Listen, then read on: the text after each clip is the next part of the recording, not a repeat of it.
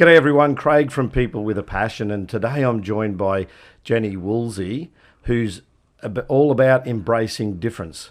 How are you going, Jenny? I'm doing really well, Craig. How are you? Yeah, I'm pretty good. I really appreciate you giving your time today to talk about difference and embracing difference. But I want to start with the journey. Why is this so important to you to talk about this? Okay, so Craig, I was born with a very rare craniofacial syndrome. So craniofacial means cranio is your skull and facial is your face. So basically, when I was growing in my mother's womb, the bones in my skull and my face didn't form properly. So they were too small. So when I came out into the world, my skull was all fused, so it was tiny.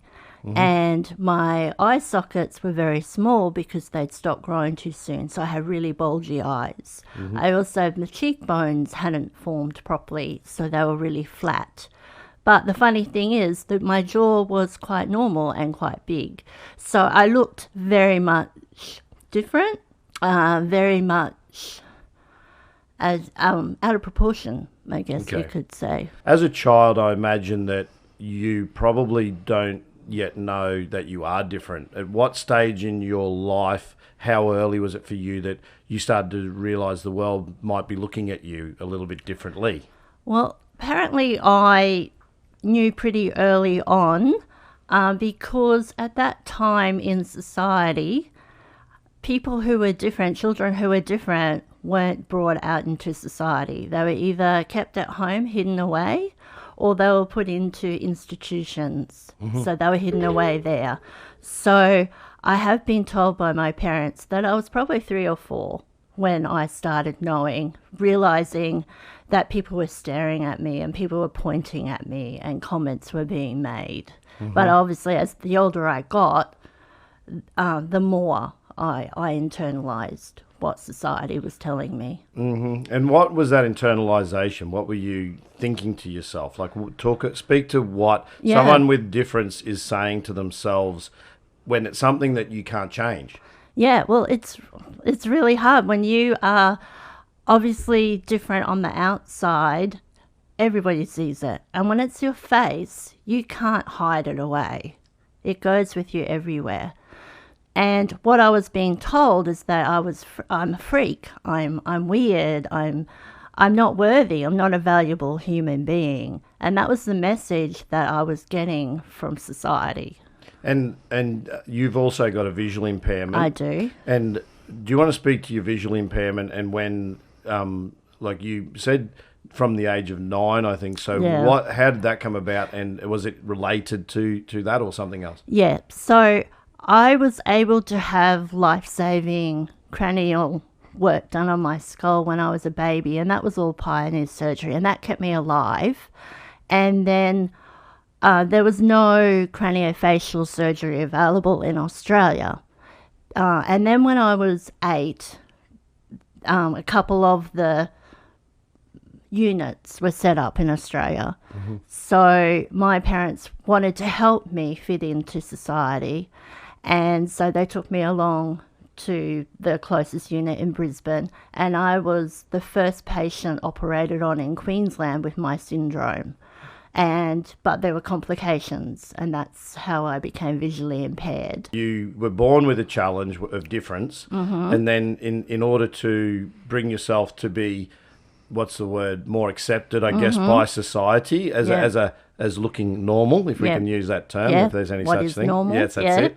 And then you've then faced another challenge that for you to fit into society, there's almost a trade-off with losing sight. Yep. So that had it, and obviously it has had its own set of challenges. Yeah. So you're blind in one eye, you mm-hmm. indicated, and the other eye you have slide vision, but you don't see up, down. Yeah. I don't have peripheral vision. It's a bit like tunnel vision, but I only see out of a semicircle, not a circle. Yeah, okay. So what was that for you? What sort of challenge is that to then be 9 years old, starting to probably be comfortable in your skin because you're starting to look the norm, mm-hmm. like if that's a thing. How does that challenge then, where's that challenge take you now with when you had sight, now the trade-off? Well, I guess I don't really remember it being a big issue apart from the fact that I was told I had to wear glasses. But then I didn't want to be teased for wearing glasses, so I refused to wear them. Okay. So I just faked it. I faked that I could see. Okay. So I would listen to the teacher. I would copy off my friends. In year 5, I did have to sit down the front of the room, but which really made me angry because at the time, our teacher sat all the children in order of their mathematics scores, and I was quite bright, so I should have been at the back of the room, but because I couldn't see, he sat me down the front of the room, which wasn't a big deal, but he forgot about me. And so when the back of the room were doing all their independent stuff, Yes. I couldn't be with them. Yeah, sure. So, and that really affected me. So you experience bullying. So first you know you're different. You're young. You know you're different. Then you get bullied. What age did that start? Like how early does that start for someone that's noticeably different? Well, I started as soon as I was born because mum and dad copped it as soon as I was born with people telling them don't bring me out in society. Yeah. And then obviously as I got older, I knew it. So grade 1 in particular, kindy, I don't have any bad memories. Yes. But grade 1, I remember straight away. As soon as I hit primary school, it was basically every day, all the way through primary school. And the thing is, after I had that operation at the age of 9, your face changes. Yes. Like you go from your baby face to your childhood face to your teenage to adult. Well, all my surgery was undone. So even though my face looked normal at the age of 9, by the time I was 13, it was going back to how it was. Sure. And it kept progressing. Did you have multiple operations? I did. I had one more when I was 18. Okay. Because there was no point. Yeah. Okay. They realised after doing the first one that everything just regresses. So they said, wait till you're 18. Okay. Yeah. So teenage years, Well, tough horrible. for anyone. Yeah. They were horrific. So how tough was it for you? Like, were there any thoughts of, and this is going down the bullying track, of suicide and things like that? Were you ever at that point? I'd have to say it was really hard. I didn't have too many problems with girls, actually.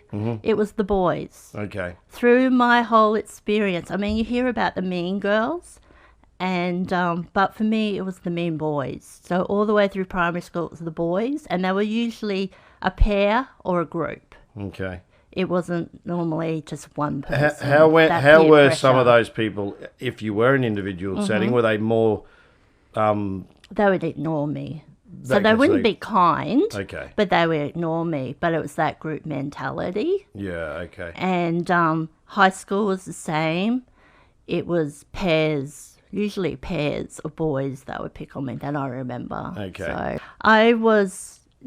I got really bad depression. Looking back, it was never diagnosed back then, but I know I was really lost and I was really confused and I was really, why me? Well, why is this all about me? But I had really good friends. So even though there were kids who treated me really badly, I always had special friends who protected me. And that was really important because I think if I didn't have my friends, then I could have gone down That road. that really bad road. Dark road, yes. Yeah, and I think that's important for people to know. If you feel different, you need to find someone who sees past the physical or whatever the difference is. Well, sees you for Sees who you... and yeah. that's what they did, Yeah. So you had a group of friends and did. community, I and did. that's important, particularly in an anti-bullying framework, to actually find people who accept you for who That's you right. are, not for difference, and that's where your support is, and they're the ones feeding the positive. Don't worry about them. Don't worry about what Exactly. they say. That's not who you are, etc., etc. Yep. And in the scheme of things, they're telling you they don't matter. That's right. And the truth is, they actually don't matter. Yeah, that's right. So you're also a Christian Yes, and I you am. believe in God, Yep. and that's helped you through your journey, and you've explained that as a teenager that was big for you. Yeah. Do you want to speak to your faith and why that's important too to Yes. helping you through? So I started going to Sunday school as a child, and I just really loved that there was a a spiritual being. So there was a God out there who loved me, and I was born, and I learned over time that I wasn't a mistake. Like, I was meant to be the way I was made. Yes. And so that helped me also to cope psychologically with the why me, because I was like, well, God made me this way for a purpose, and that I would go through life and live out my purpose. Yes. And when times got tough, I could go to God and pray and just ask for help. Mm-hmm. And God always sent help in the way of friends or something would happen. Yes. How much of a problem do you think exists with the individuals that bully? I mean, do you think they've got their own set of problems and it's a way to make themselves feel normal, better? Like, what do you assess as a psychology of a bully? Oh, definitely they are the ones with the problem. Like, I've even actually had the main bully that I remember from my childhood has actually apologized to me. Mm-hmm. We reconnected on Facebook and he wanted to be my friend. And I was like, yeah, right. Yeah. And I thought, no, this happened years ago. Yes. I'm not going to carry this anymore, which I had. I had carried the trauma. And so I thought, well, I'm just going to forgive him because we were kids. Yeah. And then I said to him, do you remember that? I actually asked him, do you remember that you bullied me? He goes, yeah, and I'm really sorry. I'm sorry for what I did to you. So the children, they do have problems. Mm-hmm. Like they've got a really low self-esteem. Yes. Or they've got something going on in their life that makes them feel bad. And so they're projecting it onto you to make themselves feel better. Yeah.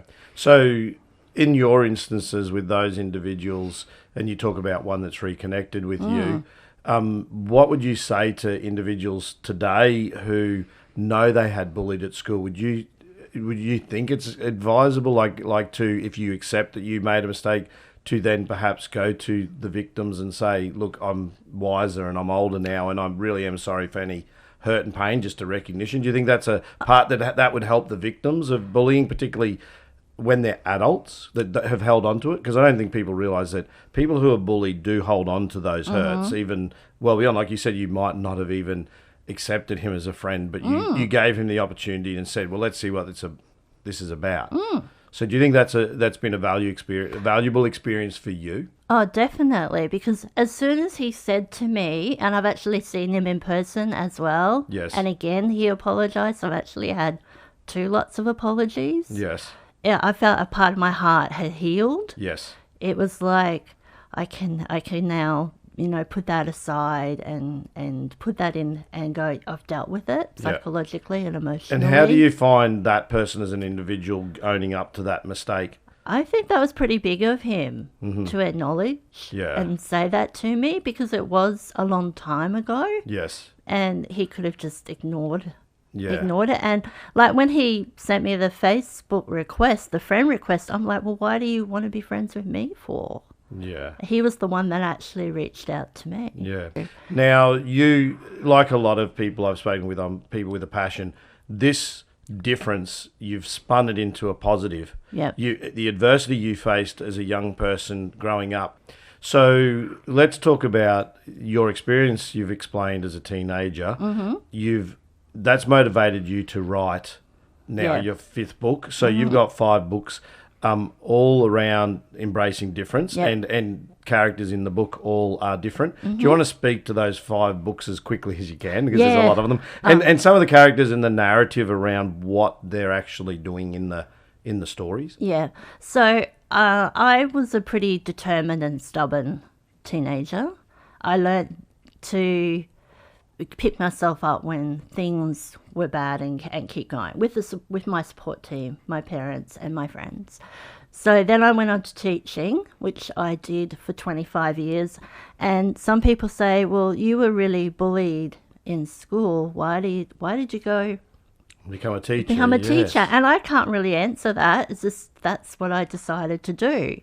I just sort of, you have to decide on what you want to do. My mum was a teacher. I thought I liked helping kids. So through school, I always loved writing. Mm-hmm. And I always had a heart for the children who were bullied and were different, because I knew what they were going through. Yes.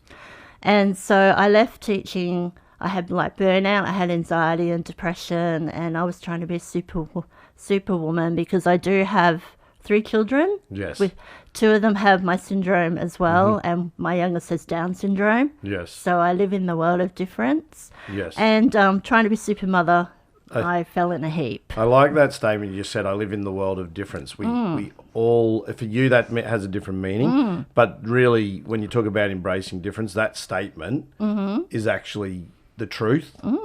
We live in the world of difference. Everyone is different.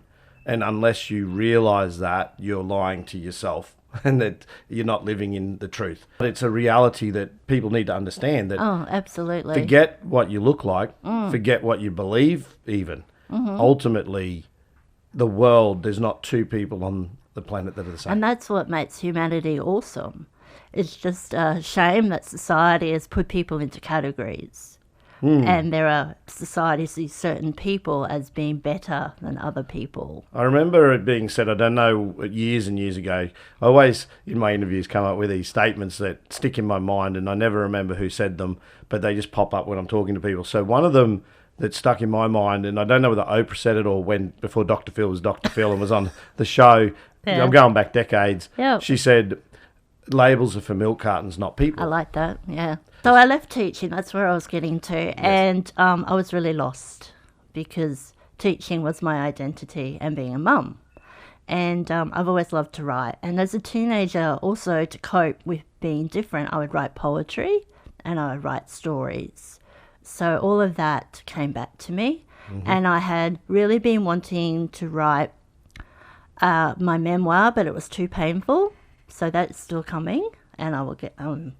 we'll get to that. And so I wrote a book where the main character is a teenage girl and she has myfacial syndrome. And so writing it, it's based on reality, but it's fiction. Yes. And doing that, I was able to start the process of writing without it being quite so painful. Yes.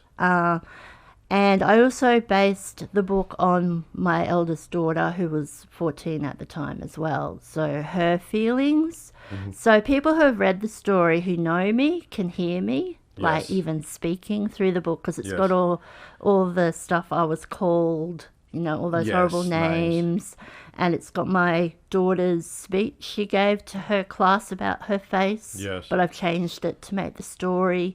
But it's also, and the girl has anxiety as well. So that's a major part of our life. Yeah. So, but it's a fictional story and it's about overcoming. Okay. It's like dealing with the bully. There is a bully. And it's about overcoming and finding your purpose in life. Yes. That's a huge word, purpose. It's actually come up in a lot of interviews when I'm talking to people about their passion. Yeah. That regardless of your situation in life, giving yourself or understanding a purpose. Yeah. So what is it for you now? Now, purpose can change over time. Writing the books is part of the journey. Yeah. Is it the same character in all 5 books, or no? So let's speak to some of the other characters. Yeah. So that's what book was that? Was that the first one? That was the first and one. What's the title of that? Ride High Pineapple. And it's actually sold internationally. Yes. And a lot of people like the book Wonder by R.J. Palasheo. So this is kind of similar theme, but it's for teenagers. Okay. And it's written by someone who has been there, done that. Yeah, okay. So the second one I wrote, was Brockwell the Brave. And it was based on my son because he was a really gentle boy with long hair, like to play with girl toys as they're classified. Yes. And I knew there were other boys out there like him. Yes. He doesn't have a gender identity problem or anything. Like, he knows he's male. So I wrote a Viking story. Yes. But it's fantasy because Brockwell lives on a dragon farm. Yes. And he's scared of the dragons, so his father sees him as a disgrace. Okay. And the girl character is actually the rough, tough character. Yes. And then he wants to be a doctor, and he actually ends up healing Dad and saving Dad's life. And Dad says, hey, cool, you are, just the way you are is perfect. Yes. So again, accepting difference. Accepting difference. And not judging someone That's right. on what you think they should be. So the Yeah, norm. and the stereotypes. Yes, stereotypes, Massive absolutely. male stereotypes out there that boys should be rough and tough. No, they don't need to be. Yeah, it's an expectation almost. Yeah. So, third book. Third story I was asked to write. It's for children whose parents are getting a divorce. So not quite so much the difference, but for those children, they do feel different when their parents tell them that they're getting a divorce and the whole world's fallen apart. So it's about a girl who goes into a fancy land and in through a portal and has to do a whole heap of challenges, which is the grief process kids go through, and then she has to decide, does she want to stay there or go home? Okay. So they're all so far they all have an element of adversity. Yes, and they all have adversity. And then they have, as one person I interviewed recently said, the characters have this. There's good characters, bad characters, but every character, he said, has to have a save the cat moment. Yeah. And so you're giving them all this save the cat moment where they're almost a hero in their own story. Yeah. Well, that one was called Land of Britannica. Okay. The next one, Daniel Barker, is about bullying and being different and peer pressure in high school. So he's given a magical book from Egypt with wishes. Yes. And he has to use them for good or evil, or the mummy's blight is awakened. Okay. All's good in primary school, gets to high school, he gets bullied and picked on, and now he's got some choices to make. Now he's got some choice. He makes bad choices, and everything lets loose. Yeah, okay. And the most recent one, Amy and Phoenix, is about a little girl who lives on a farm. Lamb is born with 3 legs. Dad wants to put it down. Okay. But she wants to rescue the lamb. Yes. And she's a bit like Dr. Dolittle and can speak to the animals. Oh, that's cool. So it's a really fun, nice story about saving. And it's modernised with YouTube and all that sort of thing. Yeah, so that's cool. So there's a journey in your writing, and there's some unique stories there. They're not all following the same. No, they're all stories. different. Yeah, and I think anyone who needs to go and have a look at those, I'll get links to those and add them to the description in the channel here. You talked about the book Wonder. It's on the reading list in schools, and your first one relates similar to that because your story, and it talks about a boy. I think you said with a girl. Sorry, the Wonder, is that a girl or a boy? Wonder is a boy, but yours is a girl. Mine's a girl. With the same sort of difference, which is the facial syndrome. Yeah. So you're in schools talking to that because you've had that experience. So do you want to talk about how important that is in your journey to now? Because for some people, talking about their journey is hurtful and brings up a lot of emotion. How important is it to you to get into the schools and talk and speak to this and let people understand? And what's the reception you're getting from kids and parents? Yeah, well, I personally think it's really important for people to see others who are physically different, because we're out there in the community, even like facial differences are quite rare, but we're out there. So I don't want it to be people who see us to have the shock. Like when I was little, you could see the shock on people's faces when they would see me for the first time. So it's really important for me to get out there and help the other people in my situation, because they are, and there's also more and more people with a difference out there, whether it be a facial difference or something like autism or, a mental illness even. It would be hard, I imagine, to have a physical disability that the world can see and to be able to stand up with your chest out and feel good about yourself, knowing that the world doesn't see you the same way as they do others. So how do you deal with the self-confidence? Was it destroyed at times by, like you said, I asked, why me, when you're a teenager? Why am I faced with this challenge? Do you think that's answered now? Why? Do you think the why now? Oh, definitely. I did feel when I got past being a teenager and became a teacher, I did I knew my why then. Yes. But now I feel I'm even got a greater why. Yes. I can see that my whole journey has led to this part, and I'm at a point in my life where I'm accepting of myself. I'm happy to share my story to help others. I used to be embarrassed. I'm not embarrassed anymore. It used to be hurtful to say the words that I was called. Yes. I can do that now. Yes. So, and you asked about going into the schools and how I was received. The children just sit there. I think they don't even speak. It's like they're just absorbed in what I tell them.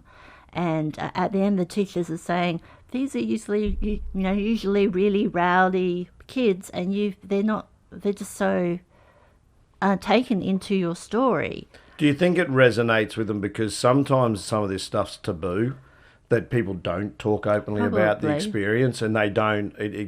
Some of them would probably be relating. There's relatability. Well, different people react in different ways. I kind of drew into myself. I was the opposite. I was a runner. So my brothers would get into punch-ups, protecting me. Yeah. My girlfriends would tell people off to get away from me. So these people saw the injustice around you and came to your defence. They did. Yeah, which is good. That's that community you talk about, absolutely. Knowing that who your support network is. And absolutely, it's peer pressure in a positive way. Yes. I used to talk as a teacher to kids about, don't just stand there and watch kids being picked on. Protect them, stand by them. And that's what my friends did for me. Yeah, so the Dream Guards that I interviewed recently actually say be an upstander, not a bystander. Right. Yeah, absolutely. Yeah. So that's a difference. And, say something, call it for what it is, and say it's not acceptable. Yeah. What's the result when people come to the rescue for someone who's being bullied? Well, then they feel valued too. They feel valued as a human being. Because when you're being consistently picked on, you don't feel worthy as a human being. You don't feel valued. You don't feel important. But when you've got people who stand up for you, then you go, well, yeah, I am important. I might not be important to the bully, but I'm important to these people around me. And that's really important. And when I go into schools and speak, even though I'm presenting my facial syndrome and my visual impairment, I talk to the kids who also feel different in whatever way it is. So I generalize it to them as well and give them strategies for embracing their difference and being happy with who they are, because they're perfect the way they are, no matter what that looks like. Yeah, that's very powerful, and giving them the tools is important. A lot of people speak to what bullying is, but they don't actually deal with it. Right. And I think people who are in the experience who can talk around how and what worked for them. Now, that's not for everyone. It's actually not for everyone. Interestingly, as you're speaking there, again, I think it was Guy Kawasaki said, today's nobody is tomorrow's somebody. And just the thought of that, like, you're an author now, you're going into schools, you're changing people's lives, you're empowering people that are victims of bullying, you're probably exposing bullies to the understanding of what's hurting, what hurts, and hopefully changing and making them think about themselves and their actions, if not trying to discover who they are and make themselves feel better about themselves, understanding that that's part of it for some bullies, is that it is about making themselves feel better, when in fact there are other ways to do that. In the same way as the victim isn't feeling good about themselves.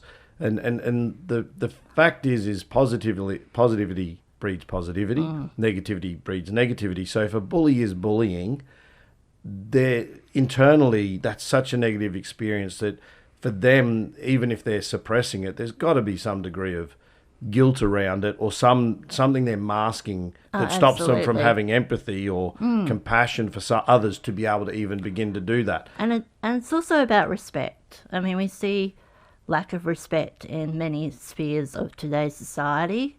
Yes. So I try and impart on the students, be kind to each other and respect other people for being different. Even if you don't like them, you can still respect them. Yeah. So and be nice to them. So your journey with all this stuff is now seeing you train in a space that you've lacked some confidence, which is speaking, even though you've been a teacher. That's easy to have an audience in front of kids. Or maybe not. That's probably a misconception. I probably shouldn't say that. You've been a teacher, so you know they're tough. They can be a tough crowd at times. Yeah. So how is this journey going for you now? Because you've actually gone and trained to do some public speaking. Because I want to be the best version of myself, and that's something I also talk to the children about. So I encourage children to be the best version of themselves. So be positive, and I talk about resilience, and when bad things happen, pick yourself back up and keep on going. So, and that's what I've had to do. So you could say suffer with anxiety my whole life. It started in my childhood. Yes. And as a teacher, I was in my comfort zone. So I would still get anxiety, but I could manage it. Yes. But then when I decided I wanted to be a professional speaker, the anxiety really raised its head because, I wanted to talk about personal stuff as well. And I've suffered a lot from judgment of other people, because anxiety and depression normally either come from abandonment or rejection or judgment or criticism. Yes. And I'd had a lot of that growing up, so it was all in my psyche, so I had to work through it. And so I took myself off to do some training so that I can be the best speaker, to be authentic but also deliver my message in the most powerful way. Well, I'm happy you've done that training before coming on. Yeah. Because you've presented everything very well. And I think it's a tough gig, let alone being in front of a camera or talking to a complete stranger, which you're doing, to open up about your life. Yeah. It takes courage to do that. And I think the true heroes in a lot of these stories that I've been speaking to people about their passion are the individuals where they've overcome the adversity and they've found a way through, regardless of what people think or say, or even their own self-talk, that they've learnt to change their own narrative. And I commend you on actually having a crack to make a difference in other people's lives. Because ultimately, that's what it is for you. So you're saying, when you say embrace difference, you're trying to teach people that it's okay to be different. Yeah. And that if you are in a situation where you're born different and that's something you can't change, then if anyone has an issue with that, that is not your problem. That's right. Absolutely. And I do stress to the kids, we are all different, but some people are seen as more different. And they're the ones that can feel really isolated in society. So I want people to know that it's okay to be called weird even. Like, that's great. Yeah. I had someone sit and say that they didn't want to be classified as normal, that they would take that as an insult. Right, okay. So, look, it's a narrative you tell yourself. This is the thing is, it's like, I coach in a space at the moment. There's a young man who's really tall and he's got really big feet, and he's getting picked on again because of his difference. Now all I'm seeing is really big feet. He's already tall. He's 12 years old. He's got more chance of being a basketballer than anyone else that I'm probably coaching. So for me, I told him he's a superhero. He just hasn't found his superpowers yet. And when I put it in that context to him, I said, you can let these people laugh at you, but at the end of the day, I'm not joking when I say you are a superhero. You just haven't found your superpowers yet. Because given his height, his age, and already where he's at, what some people don't actually know is I've coached a kid like him who now plays in the NBL, in our National League. And I just see the comparison of where that individual is at. I had the honour of working with him when he was younger, and he's now in the NBL. And I look at what this kid was like at that age compared to this guy, and I can see this potential for this guy to be on the same path. Now, whether the reason he's being bullied is actually because others may know that, like think, well, he's probably going to be a basketballer, and they're a little bit jealous. That's possible, but he's highly uncoordinated, and that's the kicker for him. But there's a reason for it, and kids don't understand there's a reason for it. But yeah, as far as I'm concerned, you're a superhero because you've turned what others would perceive as a weakness into a strength. And I think this is the narrative that people can do. And I find it more in people who are passionate about whatever they're passionate about, is they see opportunity to help others. Yeah. And therefore that's the superhero. And I want to speak life. Like you spoke life into the boy, Yes. I want to speak life into other children who are growing up, and Yes. even adults. I've had a lot of adults come to me and go, "You're so, look at what everything you've done, and you're so inspirational." I don't call myself inspirational. I've just lived the best life I can with what I've been given, and I've developed strategies. And I want to, if I can help people to live their best life, then that's great. That's what I want to do. Yeah, I guess just to wind it sort of up, because I finished on this superhero thing. It's interesting. We all grow up as kids looking at this concept of superheroes. Yep. And even bullies, like they see hero, villain. Yep. But the reality is in other people's lives, you talk about breathing life and speaking life into people. Yep. That everyone has that gift that they could be the hero of their own story. Yeah, absolutely. They could be the hero of their own story. Yeah, go on, like the most popular movies are Marvel and DC comic movies made into movies, and they're almost aspirational. And you look at those heroes, and maybe it's because we all wish we had superpowers. The fact is we all do. Yeah. And the difference that you've turned into a superpower, basically, that's pretty good. Yeah. All right. Well, I appreciate your time. Thank you. I really do. Jenny Woolsey. Yeah. Go out. I'll put your books in the description. Yeah, thank and, you. And hopefully people are lucky enough, if you're on the speaking circuit at some point, to see you speak as you embark on that journey. And I'm sure that hopefully some schools will connect with you that would to be talk great. about not only your books, but books that are relevant in this space. But I really appreciate your time and sharing your passion with us. All right. Thank you, Craig. Thanks for taking time to watch this video. If you enjoyed what you saw, please give it a thumbs up. If you haven't yet subscribed, make sure you smash that subscribe button and also hit the bell button to get notified when new interviews are uploaded. Once again, thanks for joining us, and hopefully we'll see you again sometime. Catch you later.